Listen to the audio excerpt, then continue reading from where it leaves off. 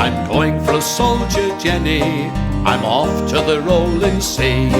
They've given me a golden guinea, which they say has enlisted me. And I'm off to fight for the army as a Lancashire Fusilier, rolling me musket in me arm instead of me Jenny dear. No use to keep on crying, I'll heed your tears no more, for many's the day you've heard me say you should have been kind before. And I'm off to fight for the army as a Lancashire Fusilier, rolling me musket in me arm instead of me Jenny dear. With heart and spirit sinking, but if I should come to... Today's walk comes from Holcombe Moor in Greater Manchester. This is one of our Walking Back in Time series and is therefore rich in history as it attempts to uncover some of the area's forgotten secrets.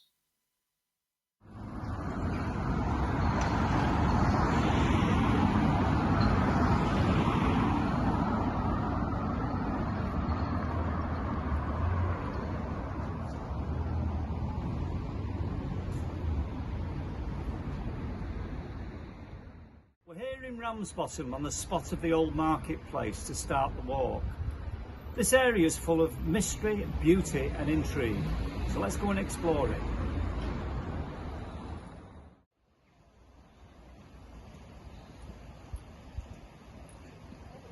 It doesn't take long before we stumble across something from a bygone age. This lodge belonged to a nearby cotton mill.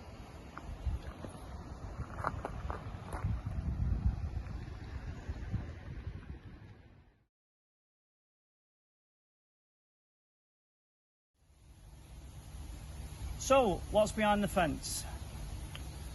There's been a print or paperworks on this site for centuries. Indeed, it still does churn out hygiene paper products to this day.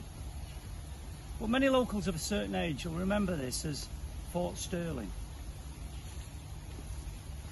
How times have changed. To think they once made cigarette papers here.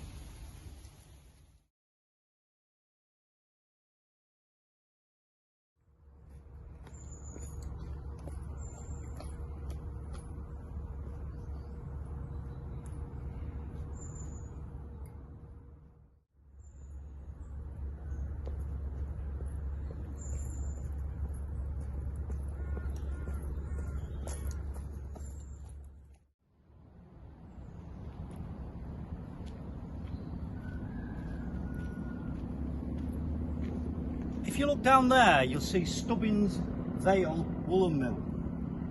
Dating back to 1851, nowadays it manufactures traffic safety furniture. But it's not this what we've come to see today. It's something up there.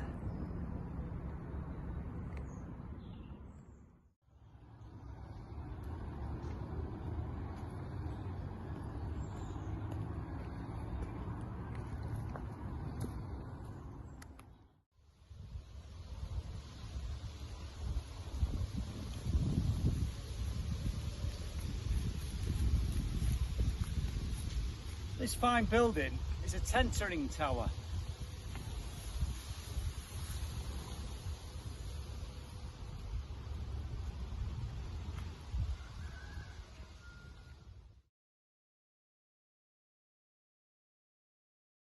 The process of tentering was important in the manufacture of textiles, and the term tenterhooks is still in common use to describe being in a strained state of anticipation. Tentering involved the stretching of newly made cloth fixed to wooden frames by a series of sharply pointed hooks. This allowed the cloth to keep its shape whilst it dried. Usually, the tentering frames were located in rows on sheltered and sunny slopes, but this one was under cover to afford protection from the region's rainy climate. It seemed to have had a dual purpose: to serve the textile industry, but also to act as a statement. Someone was showing off. Passing this unusually placed staircase, let's go inside.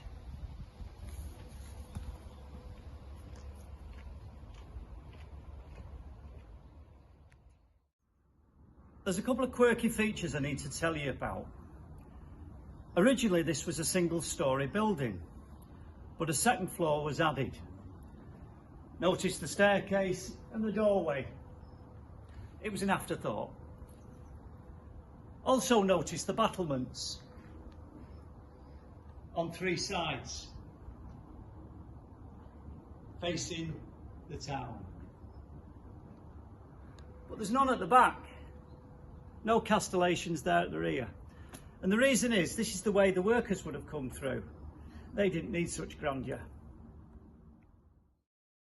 The factory to which the tower belonged was Stubbins Vale Mill. The mill was built in 1851 as a manufacturing plant that produced woolen cloth. The tower was constructed soon after in 1866.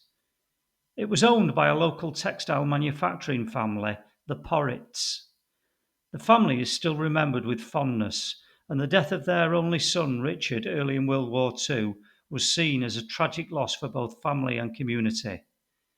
Richard bequeathed nearly 500 acres of the Stubbins estate to the National Trust, including the magical Oxhay Woods and Buckden Woods. We enjoy exploring both on this walk.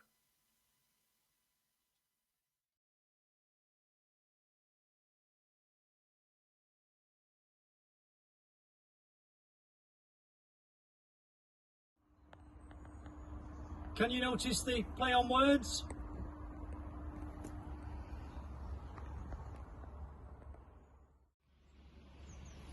This is the cliff. It was the home of the aforementioned Porritt family. It was also gifted to the National Trust in 1948 and is now a care home.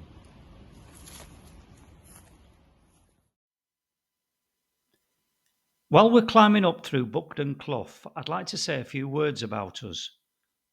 The aim of these videos is, yes, to entertain and educate you, but hopefully to inspire you to try our walks for yourself. That said, this is local to us and may not be local to you, so the video will have to suffice. All our walks published on YouTube are pitched at around a realistic 7 miles and under 1,500 feet of climbing.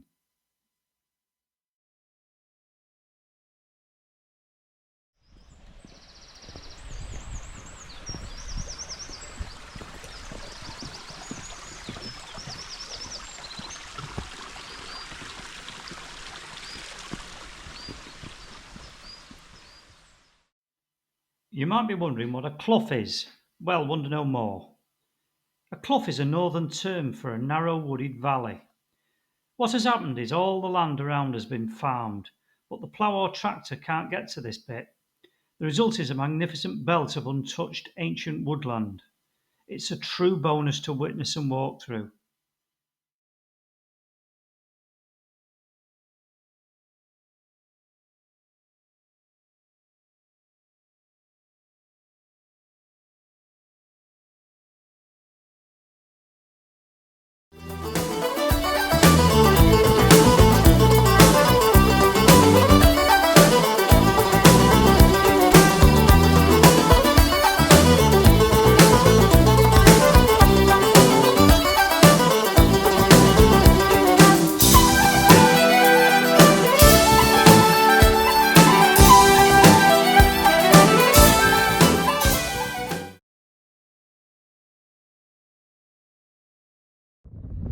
Our route borders and goes through MOD land. It's still used by various army regiments, regulars, reservists and cadets. Although there's no firing up here, there certainly is down in the valley, and they use real bullets. If the red flags are flying, under no circumstances should you go through this. We have put a government website link on the information page towards the end of this video. This will give you advice on firing times. It's by no means every weekend. However, if you should still find yourself up here and the flags are unexpectedly flying, then don't despair. We've devised an alternative detour route indicated on the map by the green dashed lines. Although you'll miss out on some of the latter points of interest, you'll still be able to safely navigate around the restricted areas. This will save you turning back and get you to the same endpoint.